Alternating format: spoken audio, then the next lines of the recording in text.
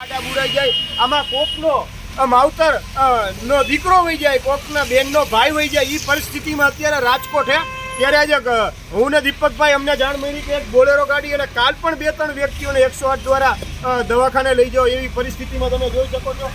આ ખાડો ક્રેન દ્વારા કાઢવામાં આવ્યો હતો અને જ્યારે ખાડા પૂરવાની જગ્યાએ ખાડા વધી રહ્યા ત્યારે કમિશનર સાહેબ ખાલી વાતું કરી રહ્યા છે. આમાં અનેક લોકોના જીવ જાય ને ભાજપને કોઈના જીવથી કાંઈ પડી નથી.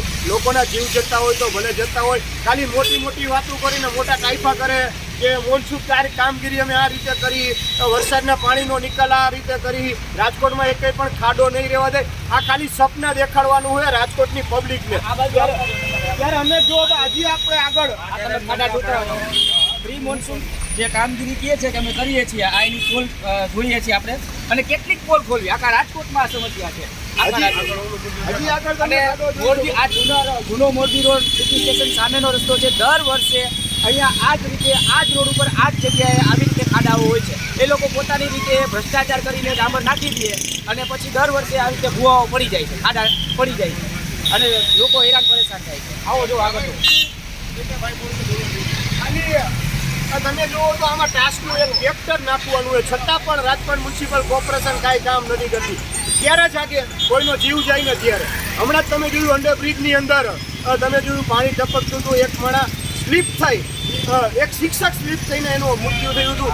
આવા મૃત્યુથી રાજકોટના નેતાને અધિકારીઓને કાંઈ પડી નથી. લોકો મરતા હોય તો મળે. ત્યારે આપણે વાહન ચાલક ભાઈને પણ ભાઈ શું પરિસ્થિતિ અને કેવી રીતે થયું હતું?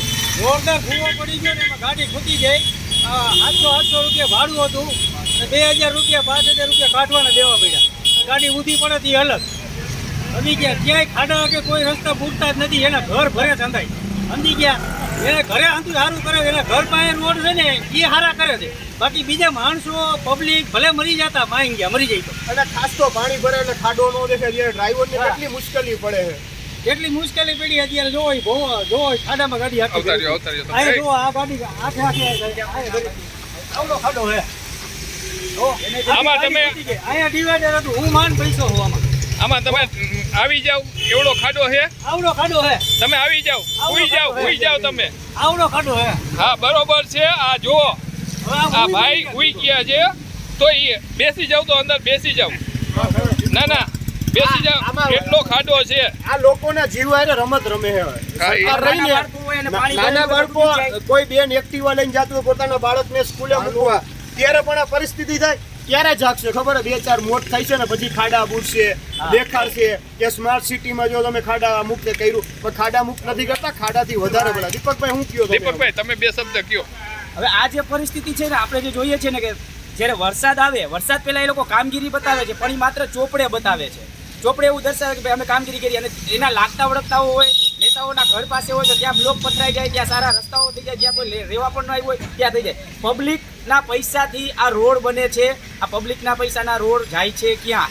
આપણે બધા એ જ પૂછવાનું છે કે તમે જે ટેક્સ ભરો છો એના રૂપિયા છે અને એ રૂપિયા ક્યાં વાપરવામાં આવે?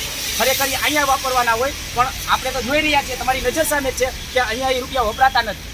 માત્ર ને માત્ર ડિંડક કરવામાં આવે છે. આ ડિંડક છે, દર વર્ષે આ ડિંડક જોવા મળે છે અને તમે બધા અહીંયા સાક્ષી જોયા રહેતા હશો કે દર વર્ષે આ સમસ્યા રોડ ઉપર જોવા મળે છે. આ ભાઈને મળો.